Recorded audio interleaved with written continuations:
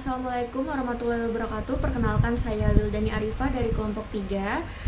Kali ini saya akan mempresentasikan mengenai identifikasi bauran pemasaran, SWOT, dan STP dari brand Apple. Berikut adalah profil dari perusahaan Apple. Sebagaimana yang kita ketahui bahwa Apple adalah perusahaan teknologi yang terkenal dan didirikan pada tahun 1967 yang dikenal untuk produk-produk seperti iPhone, iPad, Mac, dan banyak lagi. Perusahaan Apple ini memiliki tagline yaitu Think Different. Tagline Think Different dari Apple mengajak orang untuk berpikir secara berbeda atau kreatif. Tagline ini mencerminkan pendekatan inovatif dan desain unik yang menjadi ciri khas produk-produk Apple. Berikutnya adalah analisis SWOT perusahaan Apple. Apple memiliki kekuatan yaitu meliputi kualitas terjamin, menciptakan proses inovasi efektif, cakupan pasar yang cukup luas, dan tingginya margin keuntungan.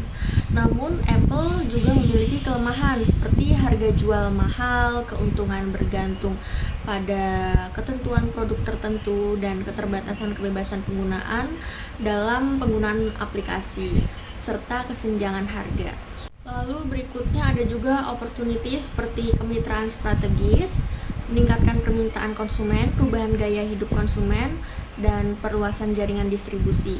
Dan dengan threat seperti ancaman produk imitasi, persaingan ketat, konflik perdagangan, pergantian produk yang cepat, dan perubahan tren.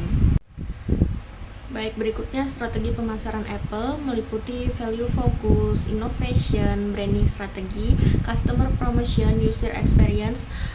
Dengan kombinasi elemen-elemen ini, Apple telah berhasil membangun mereknya sebagai salah satu pimpinan di industri teknologi. Berikutnya ada branding strategi. Branding strategi ini meliputi desain logo sederhana dan minimalis, desain produk minimalis, kualitas kecanggihan dan keamanan, think different and shoot on iPhone. Keduanya adalah contoh bagaimana Apple menggunakan pemasaran untuk tidak hanya menyoroti fitur produk, tetapi juga untuk menyampaikan pesan yang lebih besar tentang kreativitas, inovasi, dan pengalaman pengguna. Lalu Apple menjadi simbol status, gaya hidup, dan inovasi. Melalui kombinasi elemen-elemen ini, Apple telah berhasil membangun merek global yang kuat dengan pengaruh signifikan di berbagai segmen pasar.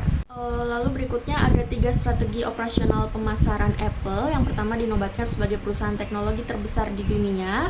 Dan yang kedua, integrasi antara smartphone, MacBook, iPad, iPod berkaitan dengan fungsi dari Apple seperti aspek fungsional, kesenangan, penerimaan sosial, dan status sosial. Yang ketiga, strategi yang dilakukan oleh Apple untuk membuat pelanggannya tetap menggunakan produk Apple, salah satunya adalah dengan memberikan upgrade software yang berkelanjutan terhadap produknya. Melalui integrasi strategi ini, Apple dapat mempertahankan dominasinya dalam industri teknologi dan terus membangun hubungan positif dengan pelanggan. Ada Worldwide Developers Conference. Ini merupakan acara tahunan yang diselenggarakan oleh Apple untuk para pengembang perangkat lunak. Acara ini biasanya menjadi platform bagi Apple untuk mengumumkan pembaruan terbaru pada sistem operasi mereka.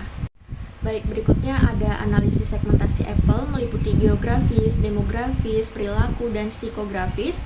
Dengan memahami segmen pasar ini, Apple dapat merancang strategi pemasaran untuk pengembangan produk yang lebih efektif untuk memenuhi kebutuhan dan ekspektasi pelanggan mereka.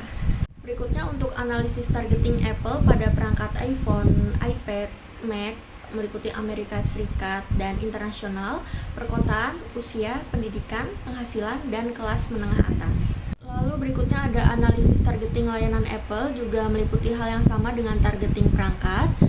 Strategi targeting ini memungkinkan Apple membangun dan mempertahankan pangsa pasar yang kuat di segmen premium, sambil terus mengejar inovasi dan memperbarui produk untuk tetap relevan dalam industri teknologi.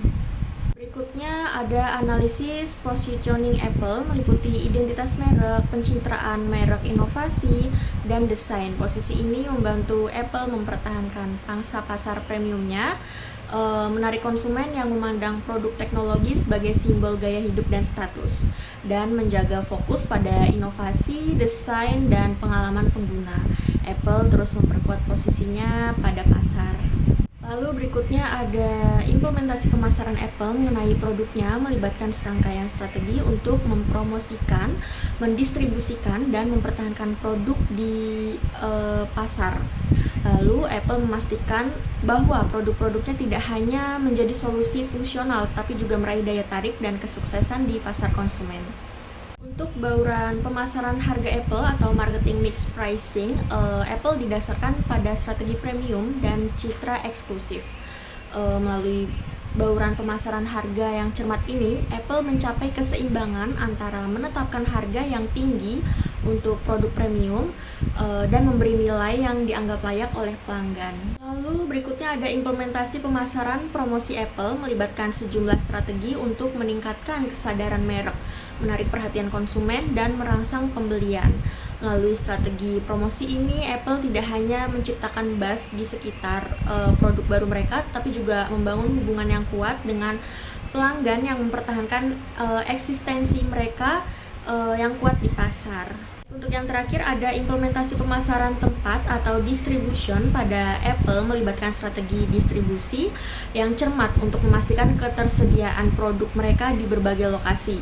Melalui strategi distribusi inilah Apple dapat memastikan bahwa produk mereka dapat diakses oleh konsumen di berbagai lokasi, baik melalui toko fisik maupun platform online, sambil mempertahankan kendali atas presentasi merek dan pengalaman pelanggan.